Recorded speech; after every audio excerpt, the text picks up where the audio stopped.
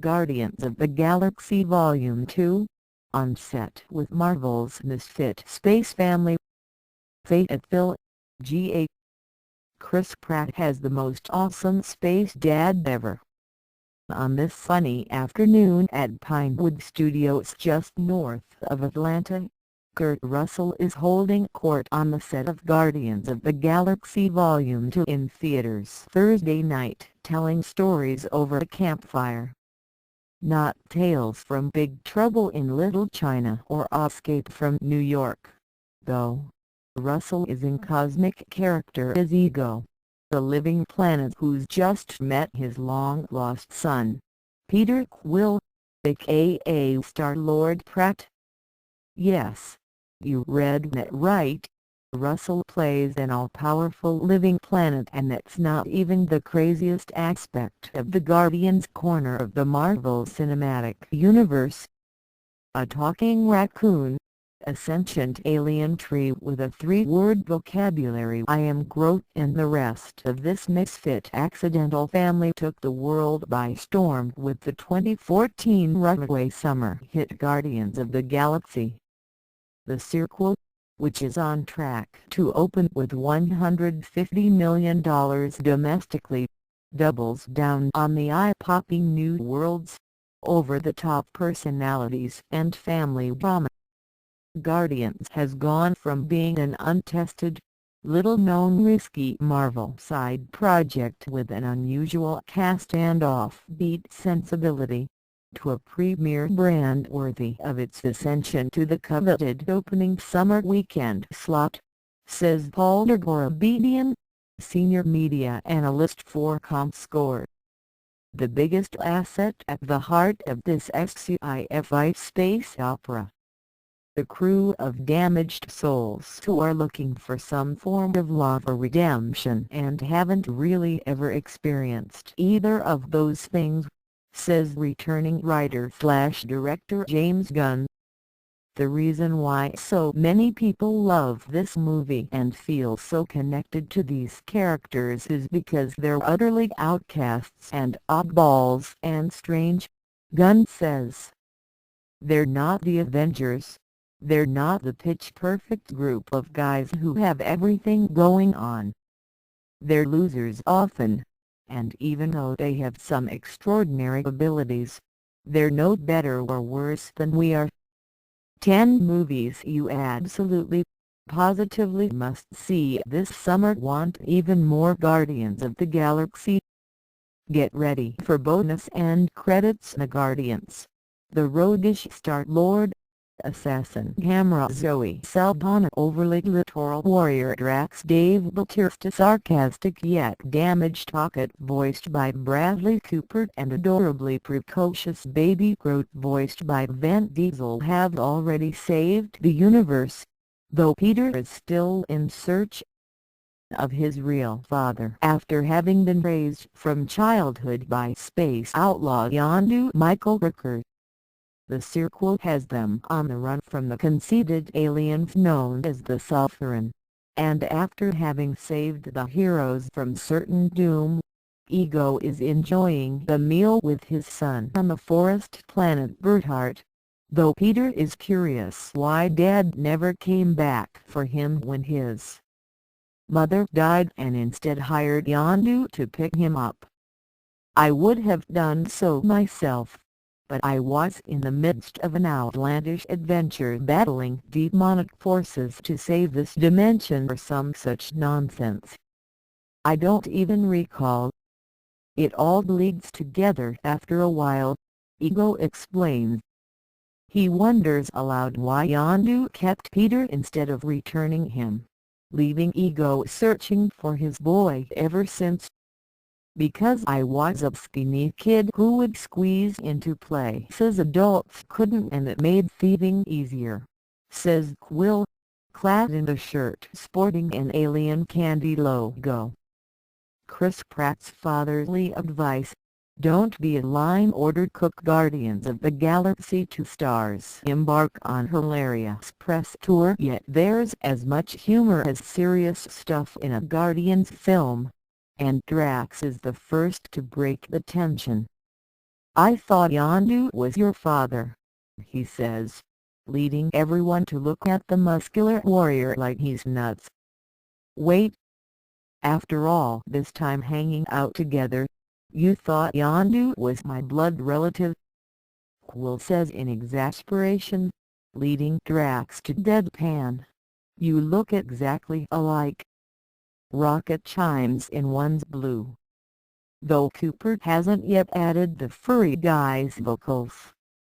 Gunn's brother Shaw, who also returns as Yondu's Ravager buddy, Croplandish Rocket's motion capture performance and line reading with co-stars. James Gunn has put together a close-knit clan of friends and actual family on his Guardians films, and it's reflected in the sequel story of fathers, sons, stepfathers, sons who have never seen their father, fathers who have lost their son, Russell says. "And when they finally get back together, everybody's got to get used to each other. They're not quite the way you had made them out to be in your imagination," adds Gunn. "It's a father-slash-son story that could take place if your father's a living planet in another galaxy or if your father's a Wall Street broker." Pratt is effusive with praise for his legendary co-star Russell. "It's a dream. I've been a huge fan of his for ages. There's nothing disappointing about working with him," says the actor, who enjoyed Russell's frequent stories from his heroic roles in such movies as Tombstone and Tango and Cash. "So how does an icon like Russell play a planet?" He leans into the machismo and quirks of those old parts. "There's a lot of baggage that's right for this in terms of the kinds of things I can't bring as an actor to the table," he says. "And some of the things we created years ago have an element of connection to this character."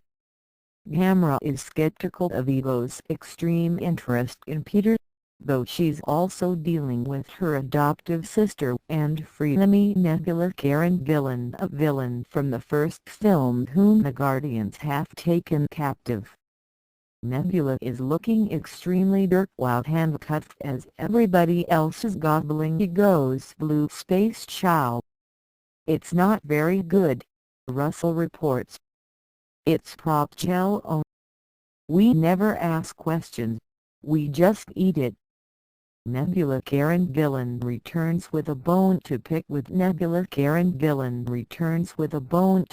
her sister in Guardians of the Galaxy Volume 2. Photo: Chuck Zlotnick. "But everybody needs and seeks a sense of belonging, even Nebula. She'd been raised to be a killing machine and not have any empathy or emotion," Gillan says. "However, she has these natural feelings toward her sister that she's trying to suppress but can't." Saldana is just glad to have more women around, not just Gillan but also new cast member Pom Clementine, who plays the Guardian's insect-like telepathic ally Mantis. "The older I get, the more I realize that it's pretty lonely being the only female in the cast," Saldana says. "You're going to be surrounded by a whole bunch of dudes talking about their manhood and bodybuilding and eating healthy. She loves her dudes, though, and there's a connection between the stars of that original Guardians." Saldana is proud of how Pratt lost weight and got fit for the first movie while still remaining this super humble and sweet and charming individual, and she continually wowed by Batista's gentleness and subtlety. "He doesn't believe that he's funny," Saldana says. "I hope that day doesn't come where Dave goes, 'You know what?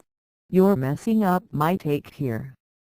More than anyone, the success of the original Guardians has been career-making for Batista, the former pro wrestler who parlayed Drax into a high-profile role as the villainous Mr. Hinx in the 2015 James Bond movie Spectre.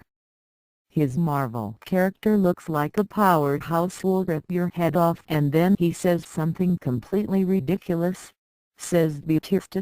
Though as emotionally scarred as he is, there's definitely a sense of innocence about him.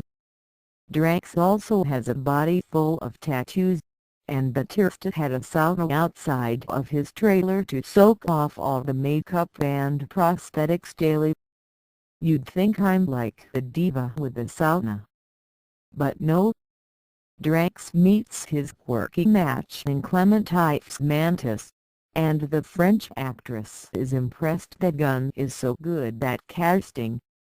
Everybody he chose has a big heart and I think it shows on screen. The director wears his fandom on his sleeve, with pop culture references aplenty and scads of Easter eggs and cameos born from a lifetime of reading comic books. Anybody can delve into comic history and pull out obscure characters, says Marvel Studios president Kevin Feige. Not everybody can turn them into emotionally resonant and relatable characters that audiences can fall in love with. Gunn says the emotion he feels for his family and friends is a bigger inspiration than even the comic book characters.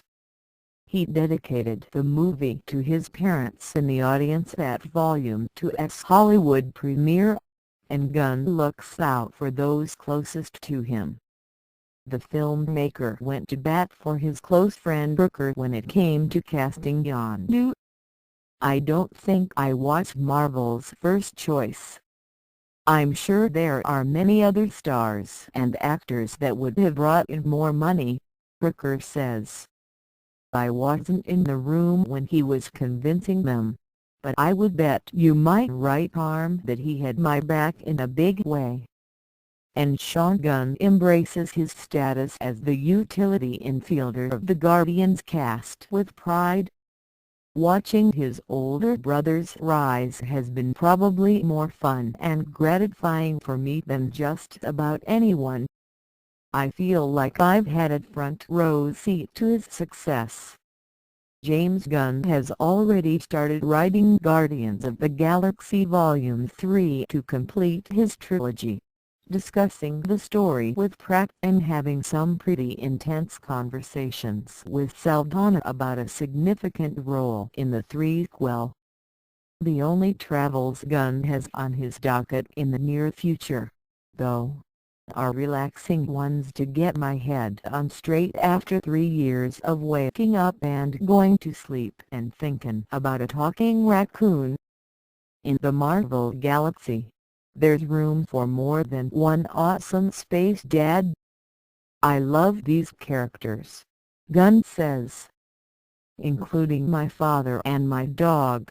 My mother had 8 kids, and I have all these Guardians. They're my kids.